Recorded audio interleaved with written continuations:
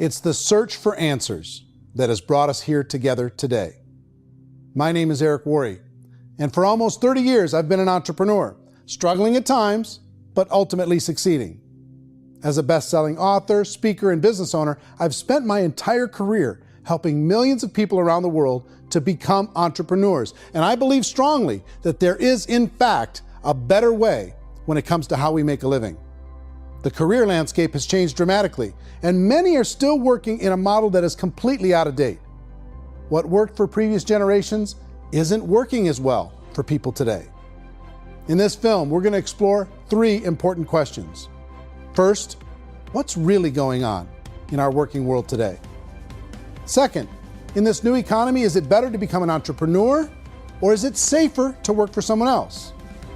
And third, if a person decides to become an entrepreneur and start their own business, how can they do it without taking on massive risk? To help in this journey, I've brought together some of the greatest experts and thought leaders in the field of entrepreneurship to share the real facts with you.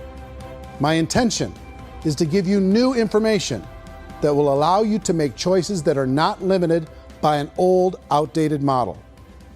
Let's start by understanding what's going on in our working world today.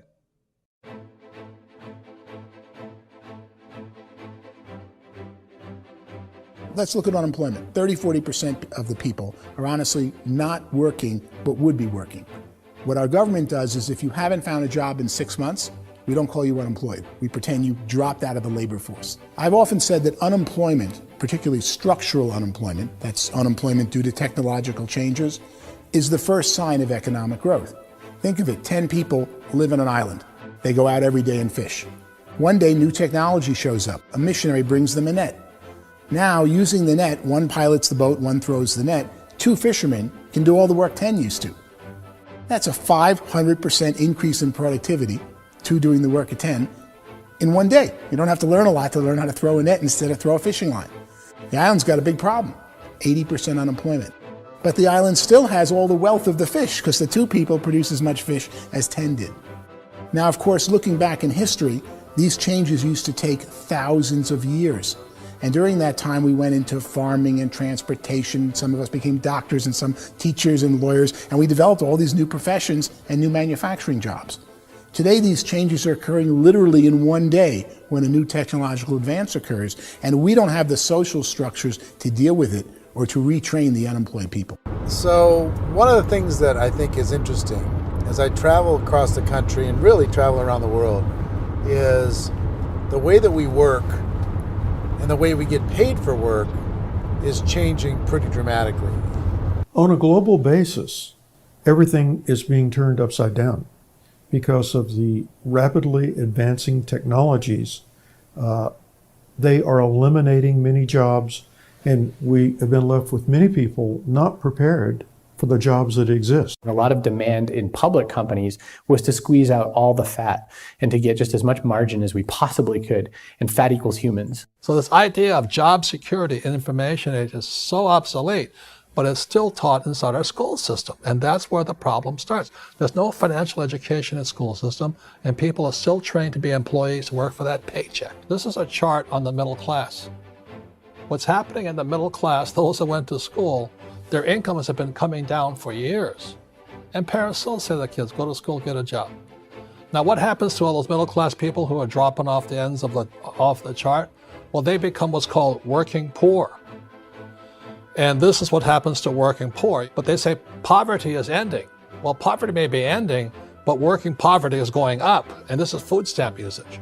So food stamp usage in America is going through the roof right now because people cannot earn what they call a living wage. Most people have experienced financial pressures that I think are probably greater than they have been in the past. If you're not working for yourself, then it's going to be a pretty hard road for a lot of people. Today, if you're going to control your future, the 40-40 plan is gone, where you can graduate from college and get a job and work for 40 hours a week for 40 years. That day is gone. So some of these charts actually tell you what's going on. And this is a really interesting one. You know, people are going back to school because if I go back to school, I'll get a nice job. But this is what's happening to, it's called Sallie Mae, which is the student loan guys. Student loan is going through the roof. It's now over $1 trillion, and student loan debt is worse than credit card debt. So when people stopped using credit card, the government got people into student loan debt. And the problem with student loan debt is you can never be forgiven. See, with credit card debt, you can declare bankruptcy and all's forgiven.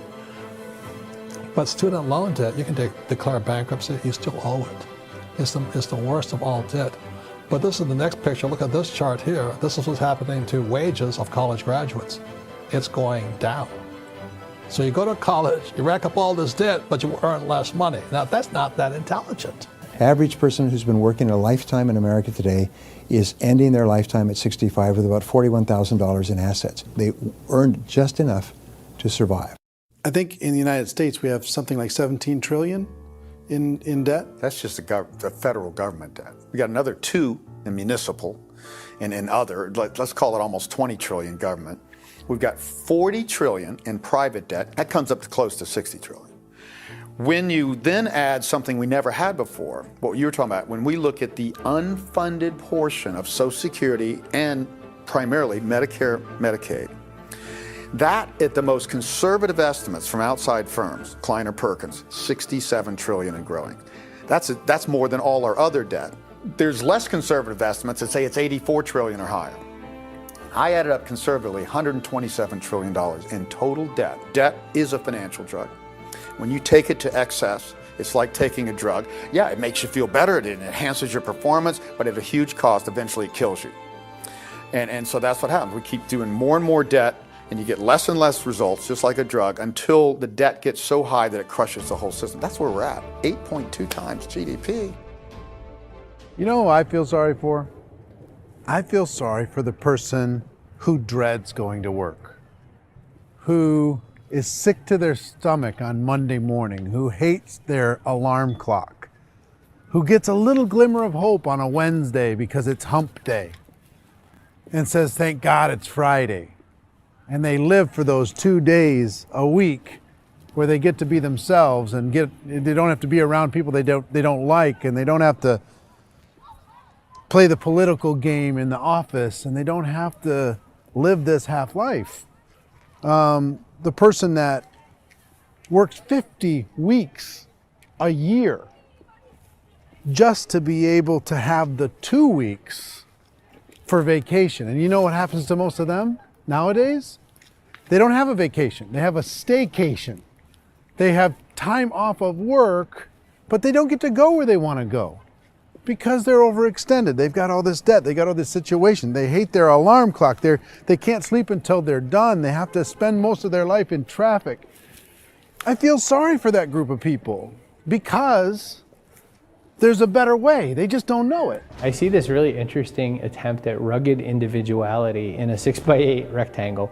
And I feel like you're all the same, except for the little push pins of the pictures. There's different pictures. Yours is named Jenny and his is named Sujara, but it's the same people. And this is how they are, and they're just like the zombies, and there's no joy in there, there's no fun. There's always like the wacky woman who decorates her cubicle, and that's the most she can do there. You got to give her credits, right? The wacky cubicle woman. The basis for their life is worry. I'm worried, you know, maybe I'll get fired. I'm worried maybe my company will go out of business. I'm worried I can't keep spinning the plates on paying the bills. I'm worried about how do I send my kids to college. I'm worried, what if the transmission of my car breaks? That's, you know, 2 or 3, I can't fix it.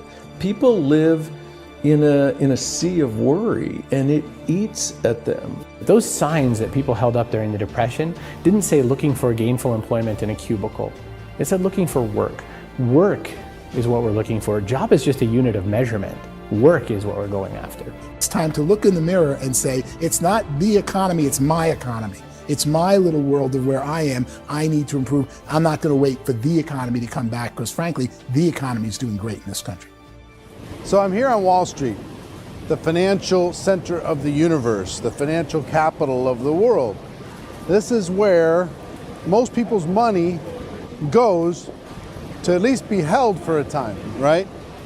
With interest rates in banks being effectively zero, and many experts are predicting it's going to stay at zero for the next 10, 20, even 30 years, people feel like they don't have any choice but to put their future into equities, to put their future into the hands of other people on this stock market, and hope that the stock market goes up, hope that the stocks that their advisors pick or that they pick goes up.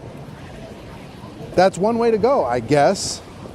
It's my personal belief that if you put your future into the hands of yourself, in other words, you have earning power by yourself, I think you're a better investment than these guys. I think controlling your future is a better option than handing over your retirement to these guys. The average household income in the United States is approximately $50,000 a year, what they call the middle class. To reach the top 25% of income earners, you'd need to earn at least $90,000 a year. To reach the top 10% would be a household income of $140,000, the top 5%, $190,000, and to be in the top 1%, you'd need a combined household income of at least $380,000 a year. So here's the question. What do you think would give you the best chance to move up and get to the top 10%, the top 5%, the top 1% or beyond? In my opinion, and in the opinion of many, many experts, the answer is to become an entrepreneur, to become your own boss. I think you have to be a business owner. I can't, the only time I ever say to someone it'd be great to be an employee is when they've already told me they've surrendered. I only tell people who are wounded spiritually that they should be an employee. And it's that feeling that you get when you pick up the backpack off the little Cub Scout and say, "Don't worry, little guy, we'll get you back to the camp." You know, it is in no way a kindness when I tell someone they'd be a great employee. The other status symbol really increasingly is lifestyle. And people who can own their own business, maybe even work out of their house, that I tell you, people admire that. Like, gosh, I wish I could do that. The spirit of the entrepreneur is to be a risk taker and to be resourceful and unstoppable and to have a vision of yourself beyond where you are and not willing to settle for life as it is. You think about the great entrepreneurs, they're visionary, they have heart, they're willing to do today what others won't so they can do tomorrow what others can't. Personally, I don't think of the new economy, the old economy. I create my own economy. The entrepreneur's in control. I decide what the economy is going to be like. In the world of entrepreneurship, there are no limits. You can make as much as you want, depending on how much you want to work and how smart you are and how great a team you put together. There's no more lifetime rewarding business than being an entrepreneur. Why in America, where anyone could be anything, would people want to give up their freedom and become effectively a modern-day slave, told shut up and be here every morning at 7:30, leave at 5:30, and do what I tell you? If people decide to become an entrepreneur and work for themselves, they have some traditional options, but they're riskier than you might think. Any kind of a retail business, retail build-outs is extremely expensive. Even just these small little yogurt stores where they're putting little yogurt machines and you get all the different flavors, you're spending $200,000, $300,000, $400,000 to open a yogurt shop. I would love to buy a Dunkin' Donuts, but it's $500,000 or so to start. I don't quite have that just-in-case money. Risking lose it all, and most guys do 2 or 3 times, and even big guys like Branson, because I'm such a fan of his, half his companies don't work. If you make $1 million, your problems are going to go. If you make $1 billion, your problems are really going to go. Just the opposite. You and I know when you're making $1 million, you got $1 million responsibilities. You make $1 billion, you got 1,000 times $1 million responsibilities. And most people say, I'd love to be my own boss. 70% of Americans would love to be their own boss, according to recent polls. But they don't know how to get there. Because what are you going to do? One, you could buy an existing business. If somebody's selling an existing business, you have to ask why. Usually because it's probably hard. It's probably not making as much money as they hope. 2, they could buy a franchise. A little less risk, proven system, but it's expensive to be able to do that.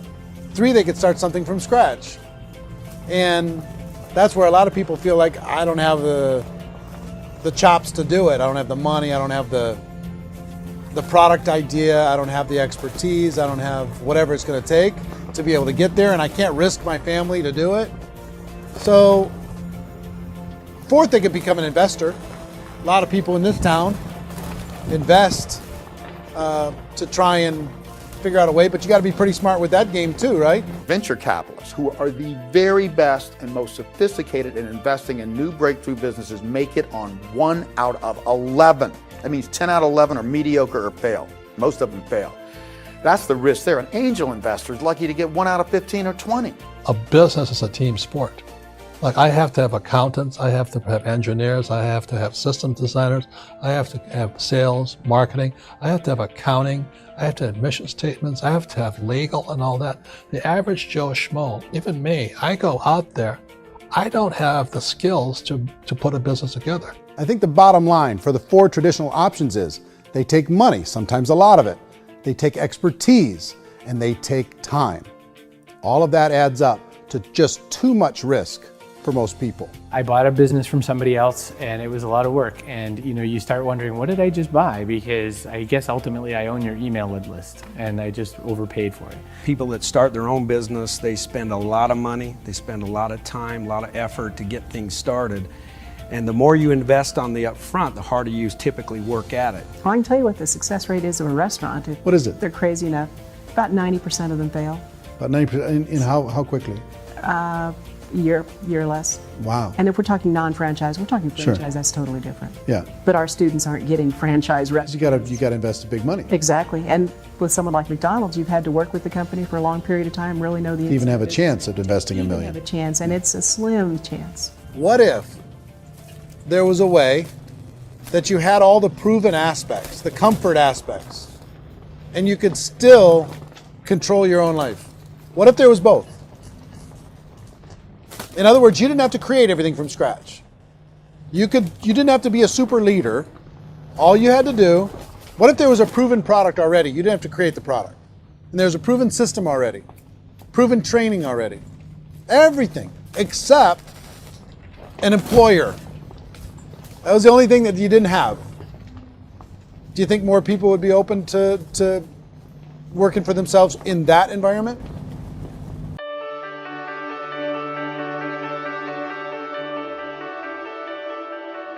In our search for a better way to make a living, we've come to the conclusion that becoming an entrepreneur is actually safer than being an employee.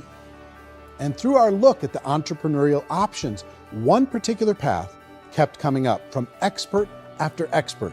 And I think most people will find it surprising because it's certainly a non-traditional business model. That model is for people to start their own business and become an entrepreneur through the creation of a network marketing business. Some people call it direct selling because the product is being sold directly from the manufacturer to the end consumer, cutting out the middlemen. Other people call it multi-level marketing, or MLM, because there are multiple levels of commissions paid. The most common term today is network marketing, because network marketing best describes using a large group of independent distributors, independent entrepreneurs, to move a product or service more efficiently. So my friend here, Donald Trump, and I, we always write about the network marketing industry. And the reason we support the network marketing industry is because it really is a business school for entrepreneurs. Because most people come out of school looking for a paycheck. Oh, that's terrible. I went to network marketing like that. I think if it didn't exist, we should invent it. It is that good. I think direct selling is a great way to do business today. It's very easy to get into that industry, and you can be self-employed, be in effect an entrepreneur. When we see multi-billionaires adding network marketing companies to their portfolio of companies, that would be a clue. When we see people who are very famous authors and very famous business people endorsing the industry, that would be a clue. These network marketing companies aren't $50 million companies, they're billions and billions of dollars. They lead the stock market, they're major companies. When we're going to get it? You know, and you're going to school to work for a paycheck, but if you want to be rich, be an entrepreneur, and network marketing gives you the spirit to be an entrepreneur. A traditional company will spend up to 50% of their total revenue on marketing. Network marketing companies use a different approach. Instead of having all that extensive marketing expense, they utilize a network of independent distributors to do the marketing for them. Now, why do they do this? First, because word-of-mouth advertising is so much more effective today than traditional media advertising. Second, some products need to be explained or demonstrated and an independent salesperson can do that more effectively than an ad campaign. Third, it's completely efficient. The company only pays for the marketing of their product if a sale happens and not before. Imagine if Amazon allowed you to become an independent distributor and paid out 40% of its revenue to that distributor group. All you had to do as a distributor was recommend a product, and if a person bought it on Amazon, Amazon would take care of all the logistics and you'd get paid for bringing the customer. Now imagine you got paid for every purchase that customer made for the rest of their lives. Well, Amazon doesn't offer this option, but network marketing companies do. 85% of all buying decisions in our society are made as a result of word of mouth or reputation. We're recommending things to each other all the time. You know, who's your dentist? Who's your doctor? Who's your lawyer? What detergent, are you using? What legal system are you using? What product are you using? We're talking to each other about the things that we love anyway. When you go into a big box retailer, you're lucky if the clerk looks you in the eye, much less gives you any detailed or accurate information about what you're purchasing. So of course, this personal information, this education coming from a friend, a neighbor, a relative, or even a stranger, but one who has experience with the product is extraordinarily valuable. As a matter of fact, network marketing can educate consumers probably better than any other form of marketing. It certainly can do better than advertising, because advertising usually has a certain hype to it and you can only get limited information. So, network marketing trumps advertising. If you were a typical sales company and you wanted to sell $1 million a month worth of product, you might go find 100 superstar salespeople. The quota would be $10,000 a month. So network marketing as a distribution system just flips the numbers. So we use 10,000 happy, raving fans of a particular product, and we don't concern ourselves so much with how much product each one of them individually sells. If they sell just $100 or $200 a month, and there's 10,000 of them, you're selling $1 million to $2 million a month worth of product. And that's the best way I can explain how network marketing works. This is the marketing arm of the company. There's not money being wasted on bricks and mortar. There's not money being wasted on inventory that's sitting stagnant somewhere. There's not of employees standing around that don't have customers. These are people that are going to connect with customers. These companies allow people to become independent distributors for extremely low cost and with no minimum time or sales quota. Essentially, they own their own business and can provide as much or as little sales as they choose. In other words, the distributor gets all the benefits of traditional business ownership without the risk. The advantage of network marketing is the ease of entry, the low risk, and the low startup cost, because almost everything else has very high risk. You can get in for a minimal investment. You're buying into a system that's already been proven, products or services that have been proven to work. The keys to network marketing is providing an opportunity for the masses to get involved, providing an opportunity for the average person who doesn't have the resources to start their own business. All of this so far is fairly straightforward, but network marketing offers another benefit, and it's this benefit that makes it so interesting for entrepreneurs. Network marketing allows a distributor to build their own network of other distributors and then compensates them on the sales created by that entire group. Direct selling is, at its base, very simple. It's the sale of a product or service to an individual on a face-to-face, one-on-one basis, just the way we're talking right now. But there's an important element as well, and that's the offering in conjunction with that sale of product, the offering of an opportunity for someone to make something of themselves. No matter what your social status is, no matter what language that you speak, I mean, look how many unbelievable people are becoming successful that speak every kind of language out there. What an awesome gift to give the world. Instead of having to work your way up in a system and prove that you could be a sales manager, they just decided everybody can be a sales manager.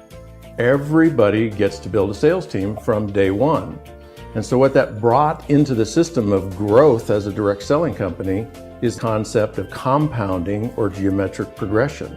Because now you can actually grow a sales force very quickly because everybody is enrolling people in their own sales force. People who are like, oh, this is weird, I'm building a sales team, or what do you think you do at a regular company? How do you think a regular company works? Network marketing is the only industry that doesn't say your past determines your future.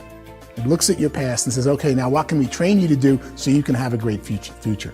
Every other employer out there wants to exploit you for what you already know, not teach you something new. Network marketing has the potential to save the United States and the world because it's going to teach people not to be employees, but to be entrepreneurs.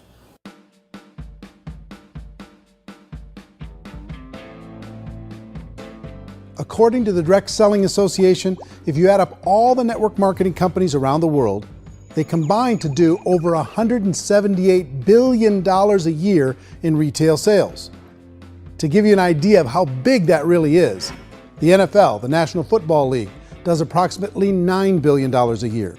The music industry does a little more than $16 billion a year, and the movie industry does about $80 billion a year.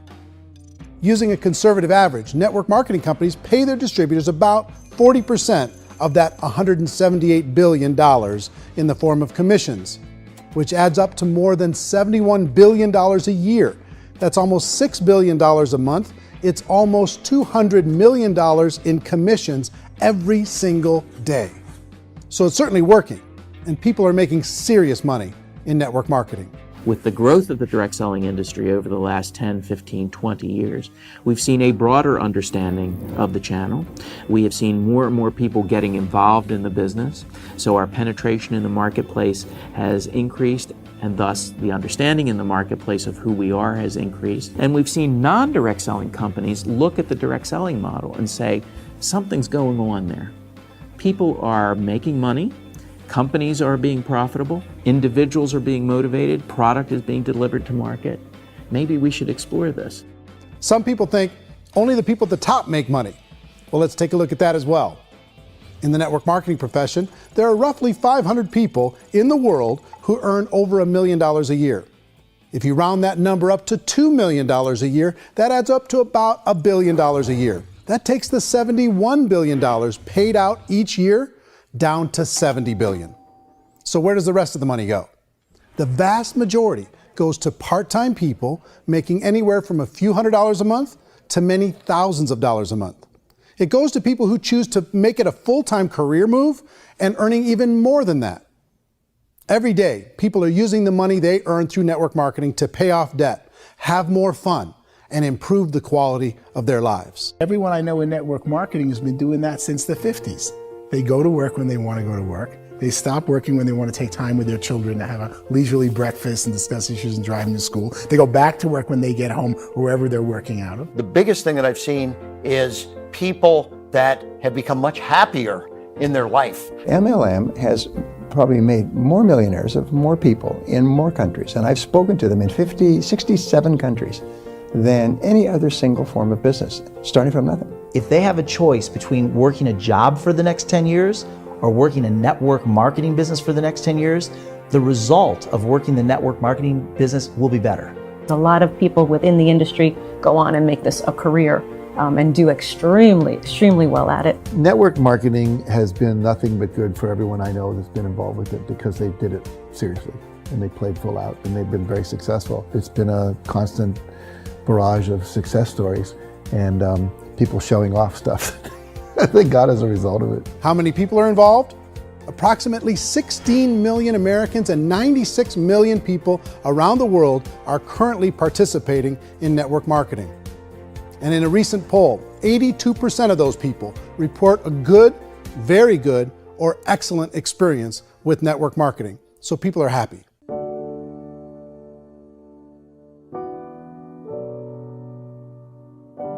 So I've taken a look at the network marketing profession and really tried to understand why so many people are confused as to the validity of this as a business. One is this pyramid shape. People get really messed up with this pyramid. Oh, it's one of those pyramid things. So I just think there are a lot of haters out there who really don't understand the industry and say, oh, it's a get-rich-quick scheme. It's a pyramid. Well, corporate America is a pyramid scheme. You know what I mean? It goes like this. You have thousands of MBAs, let's say working for Ford or General Motors or Coca-Cola. If all these MBAs, they're all trying to get to here, that's a pyramid. Only one guy's going to make it. Every 10 years, one's going to make it. Whereas you look at network marketing, it's like this. So you're here, and your job is to develop other CEOs coming up behind you. So it's an inverse pyramid.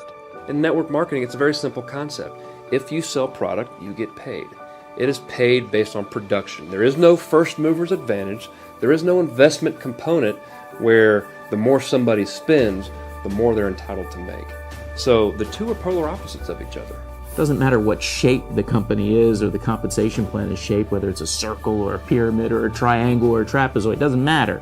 If compensation is coming primarily from recruitment, then you've got a problem.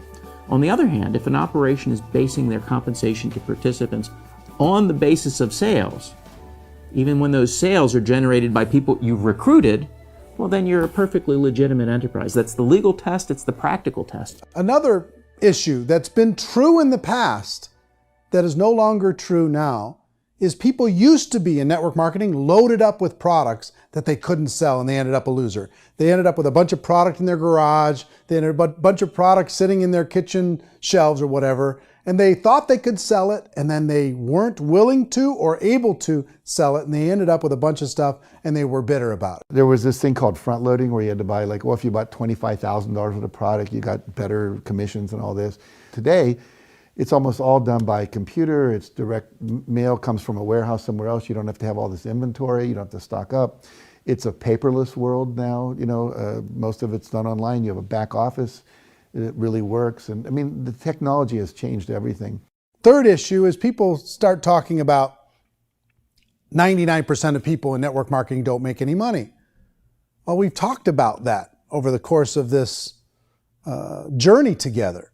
Almost $200 million a day is being paid out to network marketing distributors around the world. The naysayers, the people who say that it doesn't work, are usually the ones who just don't know how to make it work for themselves. And so they're giving you an opinion, and I tell people, don't confuse people's opinions with expertise, because opinions are free. And don't confuse sincerity with the truth, because people can be sincerely wrong. But here's the reality inside of network marketing. The vast majority of people that get involved in network marketing just become customers, and they get involved to be able to purchase product at a lower price.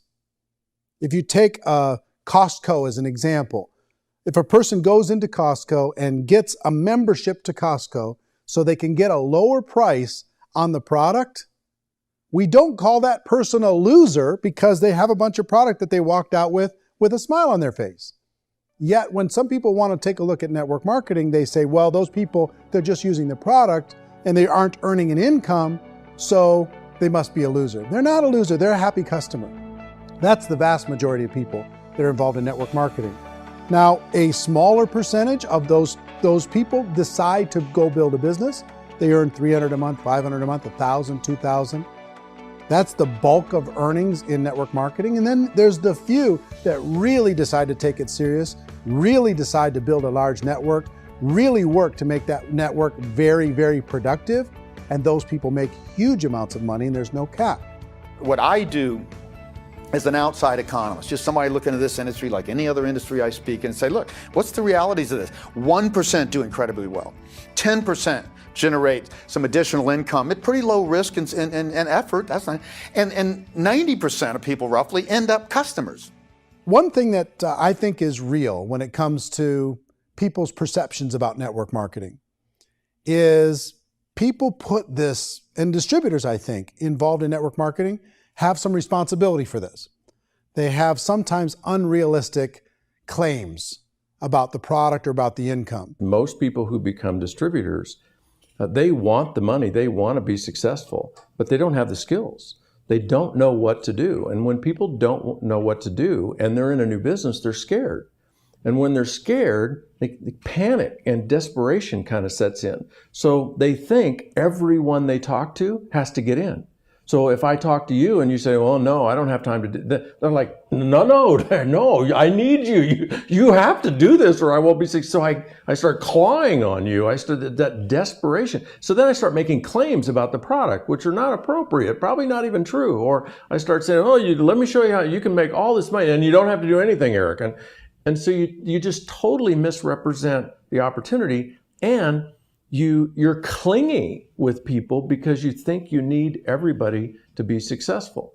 and you don't. You know, one of the messages that I try to deliver most forcefully to companies as well as salespeople in direct selling is that you don't have to overpromise. The reality is in network marketing, there's a lot of hard work involved. There's a lot of effort. You're going to have to develop yourself. It's a business like anything else. It's going to take some time, but in my opinion, it's better.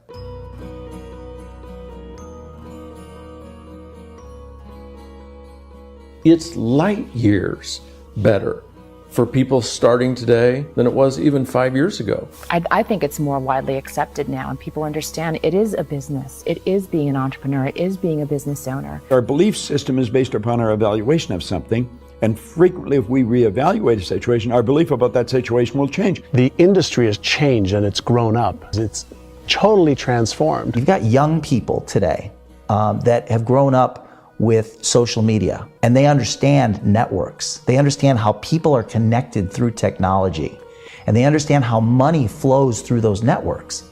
So when they see network marketing, they don't see it the way their parents saw it. And we've all learned, the larger industry that you represent, has all learned from those mistakes and flaws and errors that have happened early on. Early algorithms didn't work the right way. That's all fixed. It's like when they design a computer program, they design the program, then they run it, and then they go back through and they debug it. The MLM industry has been debugged. This is the day of being virtual, being able to run a business from your mobile phone. I mean, it's incredible. Companies are getting smarter.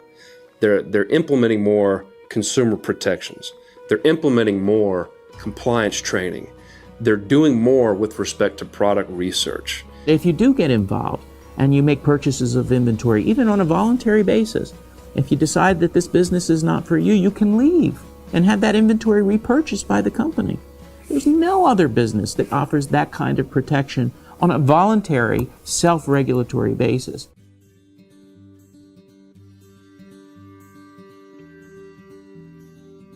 If you decide to look further into a network marketing business in order to generate more cash flow for your family, I would recommend reviewing the following 4 elements. First is the product or service. And on the product or service, I would ask 5 important questions. 1, do you like it? Is it something you would feel comfortable sharing with others? 2, is there a recognized need in the marketplace? It's hard to create a need if one isn't naturally there. 3rd, does the product meet that need? Does it solve a legitimate problem for consumers? And 4th, is it priced to sell? Can it compete in the marketplace? And 5th, is it priced for profit? Is there enough margin for the company and the distributor to be able to generate income for the long term?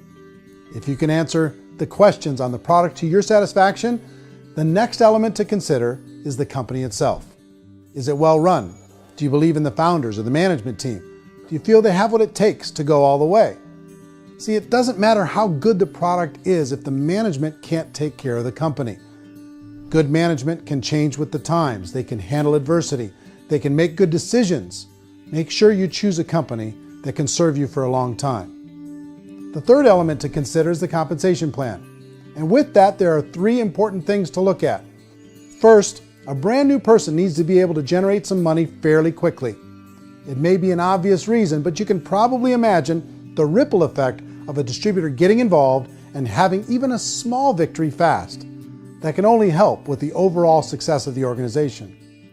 Second, a person should be able to develop a moderate part-time income in a reasonable period of time.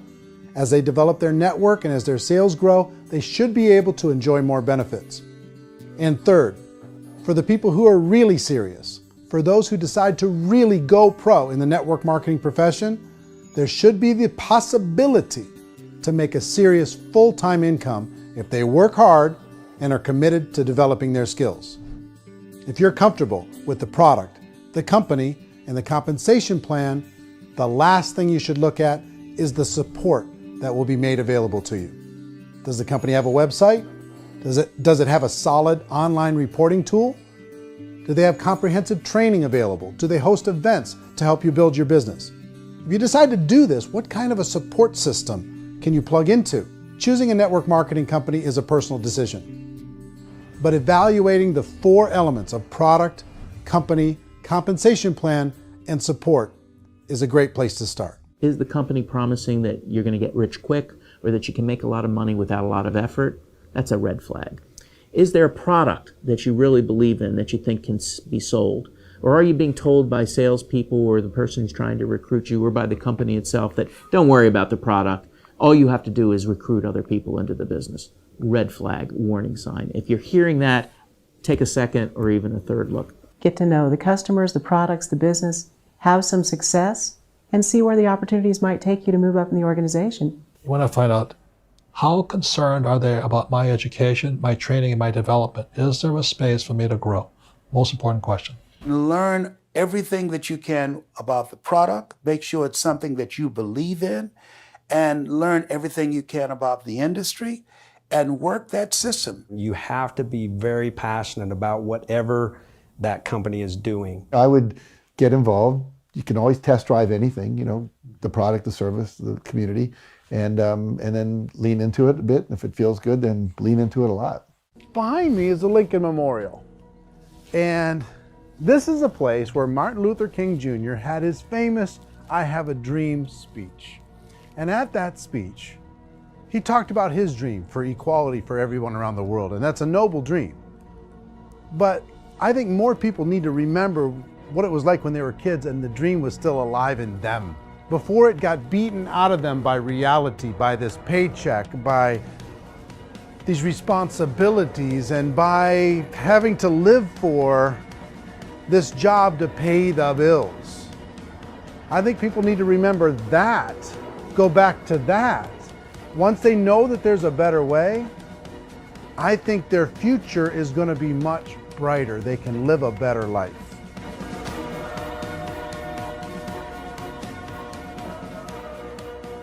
So if you're considering getting involved in a network marketing company, let me offer you just a few pieces of advice. First, network marketing isn't perfect. It's emotional, it's challenging. Like any entrepreneurial venture, it can have its up days and its down days.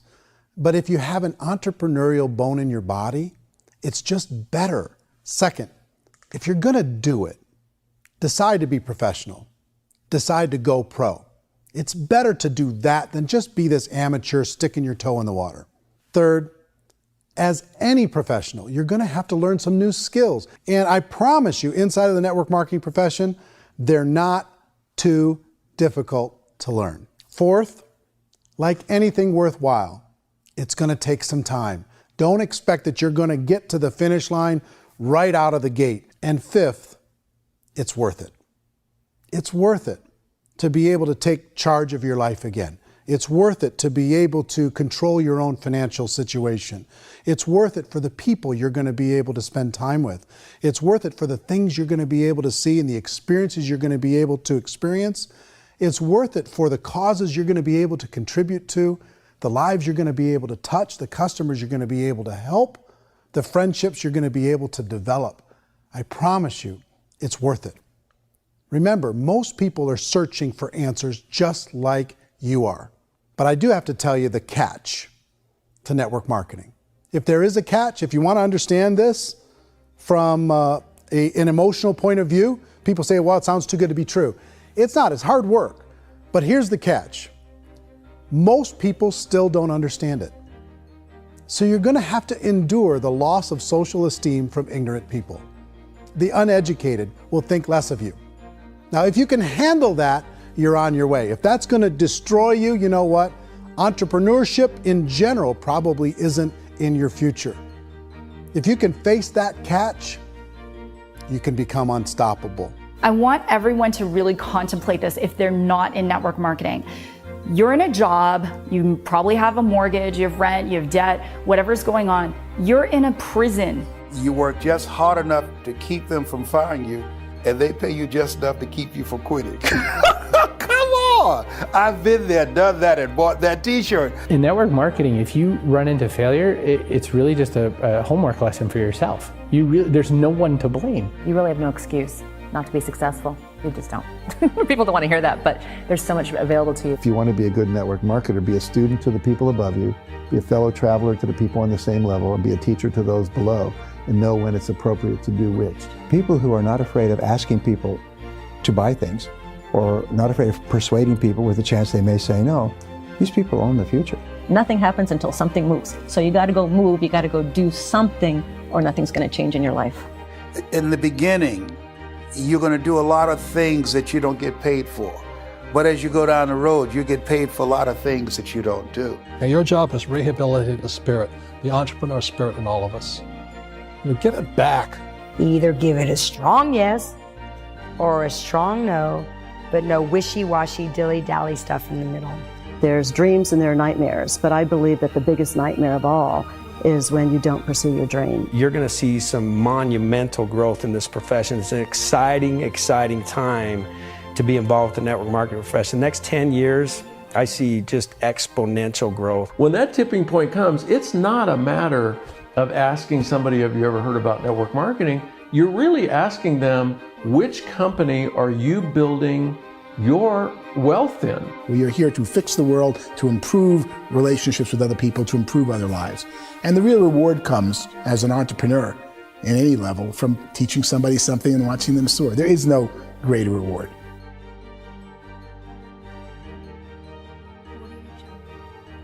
Life's too short to spend it living someone else's dream instead of your own.